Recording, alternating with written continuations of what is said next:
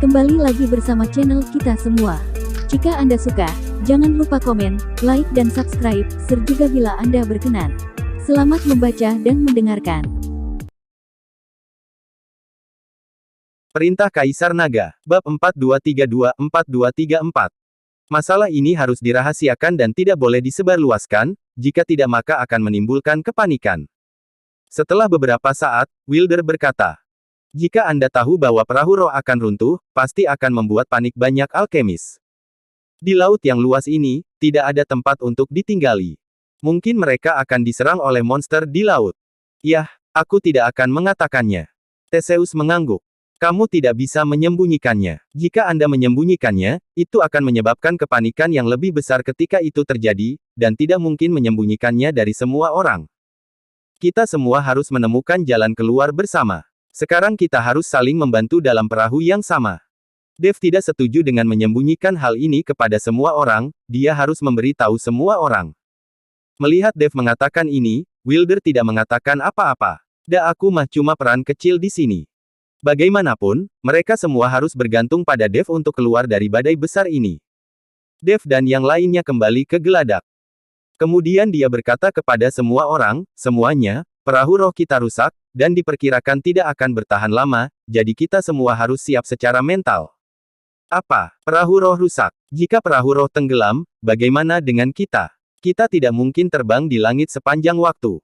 Jaraknya ribuan mil dari daratan terdekat, dan kami tidak bisa terbang sejauh itu sama sekali. Ada banyak monster di laut ini, apakah kita semua akan dikuburkan di sini? Hei, aku baru saja mendapatkan begitu banyak pil binatang dan harta karun, tapi aku akan mati di sini. Untuk sementara, pesimisme menyebar di antara semua orang. Lagi pula, tanpa perahu roh, sebagian besar alkemis tidak akan dapat kembali ke wilayah barat. Rekan Taois Chen, bukankah ada pulau di dekat sini? Jika kita menemukan pulau itu sebelum kapal roh tenggelam, itu akan baik-baik saja. Wilder mengatakannya. Iya, saya juga berpikir demikian, tetapi tidak ada yang tahu di mana pulau itu berada dan seberapa jauh jaraknya, jadi tidak mudah untuk menemukannya. Dev juga tahu bahwa mereka harus menemukan pulau itu terlebih dahulu, dan mereka hanya tahu bahwa seharusnya ada sebuah pulau di dekatnya, tetapi mereka tidak tahu lokasi spesifiknya. Di lautan yang luas ini, menemukan sebuah pulau yang tidak diketahui lokasinya, tidak diragukan lagi adalah menemukan sebuah jarum di tumpukan jerami. Kita harus bergegas keluar dari badai ini terlebih dahulu, lalu membahas pencarian pulau itu. Jika perahu roh tenggelam, bagaimana mungkin begitu banyak dari kita bisa keluar dari badai ini? Avery Zong menyarankan. Meskipun Dev memiliki mutiara pengikat angin, tanpa perahu roh, dengan begitu banyak alkemis, dan orang-orang dari Sekte Liang Yi, jika semuanya terbang di langit, mutiara pengikat angin tidak dapat mengcover area yang begitu luas. Anda harus bergegas keluar dari tepi badai sebelum perahu roh tenggelam. Saya juga punya niat ini. Setiap orang harus siap. Jika perahu roh runtuh saat bergegas keluar dari area badai, kita harus bergegas keluar secepat mungkin. Dev menasihati semua orang. Ini juga alasan mengapa Dev ingin memberitahu semua orang tentang hal ini, hanya untuk membuat semua orang bersiap sebelumnya. Jika Anda tidak memberitahu semua orang dan tidak ada yang siap. Ketika perahu roh tiba-tiba runtuh saat badai, itu pasti akan menimbulkan kepanikan. Diperkirakan banyak orang akan menjadi korban pada saat itu. Semua orang mendengarkan kata-kata Dev, dan semuanya menjadi 12 poin semangat, dan Dev meminta Theseus untuk membawa orang-orang Sekte Liang Yi, menggunakan formasi untuk mengkonsolidasikan perahu roh, dan mulai bergegas keluar dari badai. Sementara di tempat lain, Theo dan yang lainnya, di bawah kepemimpinan Flavian, dengan cepat tiba di sebuah pulau kecil. Pemandangan di pulau kecil itu menyenangkan, dan lingkungannya sangat indah. Banyak alkemis menginjakkan kaki ke pulau itu satu demi satu, semua dengan kegembiraan di wajah mereka. Pasti ada banyak harta karun di pulau yang sulit dijangkau ini. Lowen berkata dengan penuh semangat. Theo juga penuh senyum, melihat sekeliling ke lingkungan sekitarnya. Tiba-tiba, senyum Theo mengeras di wajahnya, dan sedikit kehikmatan muncul di matanya. Presiden Su, ada apa? Lowen bertanya. Ada orang-orang di pulau ini. Theo berkata. Orang-orang. Lowen tercengang, lalu menatap Flavian dan bertanya, Feng Tua, apakah ada orang di pulau ini? Setelah melihat ini, Flavian tersenyum tipis, ada banyak orang, dan masih banyak orang.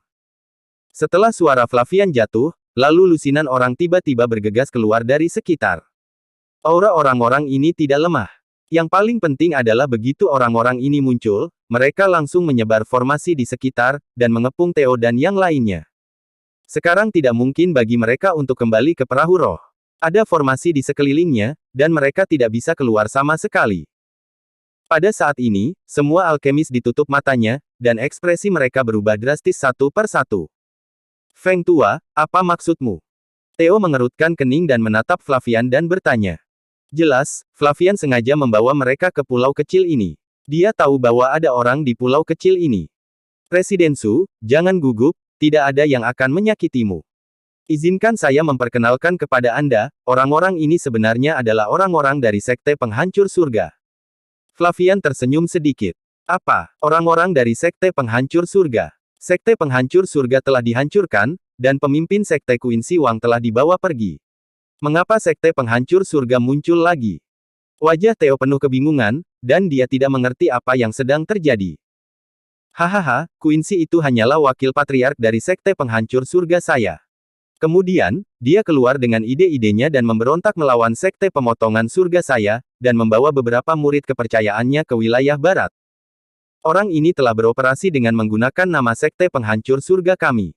Bagaimana Sekte Penghancur Surga kita bisa dihancurkan dengan begitu mudah? Pada saat ini, seorang lelaki tua berbaju putih berjalan ke Theo dengan langkah yang agung. Orang ini terlihat sangat tua, wajahnya berkerut, tetapi matanya bersinar, dan dia memiliki aura yang agung.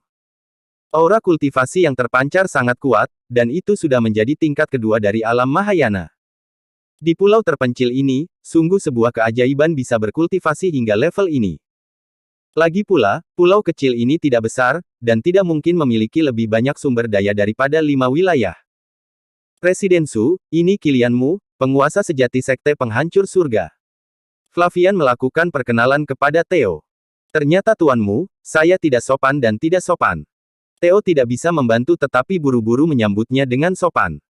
Ketika datang ke wilayah orang lain, terlepas dari siapa Kilian dan Quincy adalah penguasa sejati Sekte Penghancur Surga, sekarang Anda harus tunduk satu sama lain terlebih dahulu. Presiden Su, beritahu orang-orang Anda untuk tidak gugup, kami tidak akan pernah menyakiti Anda.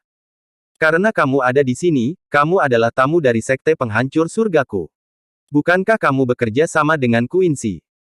Sekarang Quincy telah ditangkap, tetapi Sekte Penghancur Surga saya belum mati, saya masih bisa bekerja sama dengan Presiden Su.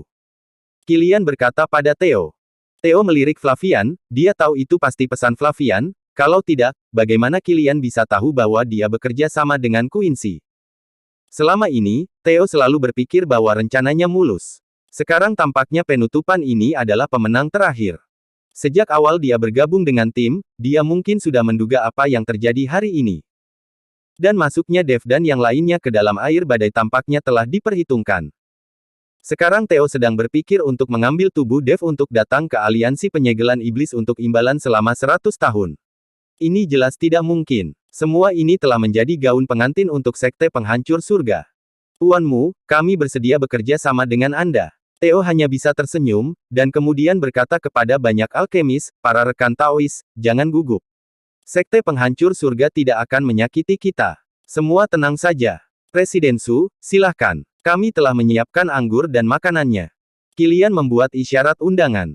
Theo tidak berdaya dan hanya bisa mengikuti Kilian. Alkemis lainnya mengikuti di belakang, dan mereka semua dikelilingi oleh orang-orang dari Sekte Penghancur Surga. Tidak seorang pun dari alkemis ini yang berani menolak. Tuanmu, ada juga sekelompok alkemis, terperangkap dalam badai, dan sekarang hidup dan mati mereka tidak diketahui. Dev, yang diburu oleh aliansi penyegelan iblis dengan imbalan selama 100 tahun, juga ada di antara mereka.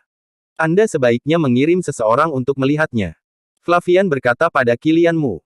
Oh, Dev juga ada di sana, tepat pada waktunya untuk menggunakannya untuk menegosiasikan persyaratan dengan aliansi penyegelan iblis. Mata Kilian berbinar, lalu dia melambaikan tangannya ke arah seorang pria paruh baya berjanggut dan berkata, Penatua Liu, ajak beberapa orang untuk mengemudikan perahu roh untuk melihat. Kecuali Dev, jika alkemis lain mencoba, tidak perlu membawa mereka kembali hidup-hidup. Baik, Tuan. Penatua Liu mengangguk, dan kemudian membawa orang-orang itu pergi dengan perahu roh.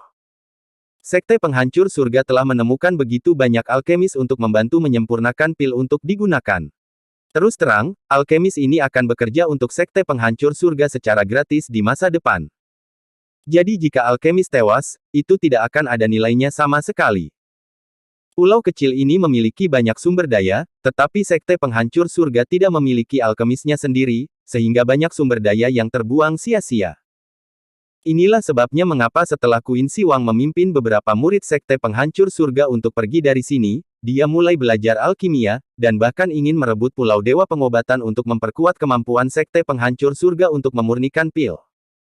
Di pulau terpencil ini, Qin Shi hanya akan melakukannya setelah menderita tanpa seorang alkemis.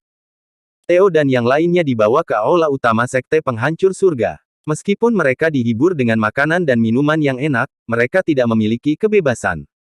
Mereka semua dikurung di dalam ruangan, dan ruangan itu dikelilingi oleh formasi.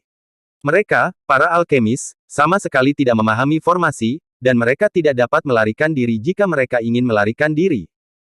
Orang tua Flavian ini, jika ada kesempatan, aku akan membunuhnya. Lowen berteriak dengan marah. Theo menghela nafas pelan, jangan berteriak, tetaplah patuh, saya tidak menyangka akan dipermainkan seumur hidup, kali ini saya dipermainkan oleh seseorang. Theo berbaring di tempat tidur dan sudah menerima takdirnya. Melihat ini, Lowen juga tampak tak berdaya, duduk di meja dan mulai minum anggur pengap. Pada saat ini, Dev dan yang lainnya sudah bergegas keluar dari badai, dan perahu roh dengan cepat menjauh. Jika perahu roh tiba-tiba runtuh dan tenggelam saat ini, daya isap yang dihasilkan oleh badai sebesar itu sangat buruk, dia khawatir seseorang akan terlibat di dalamnya. Jangan santai, semuanya, kalian harus menjauh dari badai sebelum kamu bisa santai. Dev menasihati semua orang. Theseus adalah orang yang bersama sekte Liang Yi, dengan putus asa membuat perahu roh bertahan dan mendesak perahu roh untuk bergerak maju. Setelah berada ratusan mil jauhnya dari badai, perahu roh mulai membuat bunyi klik yang luar biasa. Tuan, perahu roh tidak bisa bertahan lagi, kita harus meninggalkan kapal. Theseus berkata dengan keras. Oke, semua orang melayang ke langit, jangan berada di kapal roh lagi. Setelah Dev selesai berbicara, dia memimpin dan melompat, tubuhnya melayang ke udara. Ketika orang lain melihatnya, mereka terbang ke udara satu demi satu.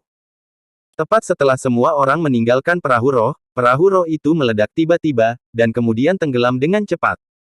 Lusinan orang, melayang di udara, memandangi laut yang luas, tidak tahu harus berbuat untuk sementara waktu. Rekan Taois Chen, apa yang harus kita lakukan selanjutnya? Wilder bertanya pada Dev. Dev melihat sekeliling, jadi dia berkata, Presiden Chen, kita akan memilih beberapa alkemis yang paling kuat, dan kemudian kita akan berpisah untuk menemukan pulau itu. Semua orang tetap di sini, jangan bergerak kemanapun, jadi kamu bisa menyimpan kekuatan spiritualmu. Apakah kamu menemukan pulau itu atau tidak, kamu harus kembali untuk bertemu dalam sehari. Oke, lakukan saja seperti yang kamu katakan. Wilder mengangguk. Sekarang hanya bisa seperti ini. Jika orang-orang ini pergi ke pulau bersama-sama, saya khawatir ada beberapa alkemis berkekuatan rendah, tidak akan memiliki cara untuk mempertahankan penerbangan di tengah jalan. Wilder memilih beberapa alkemis yang paling kuat, dan kemudian memisahkan mereka menjadi dua kelompok. Dev meminta posisi untuk dirinya sendiri, dan dia terbiasa menyendiri, dan dia tidak akan merepotkan. Bersambung.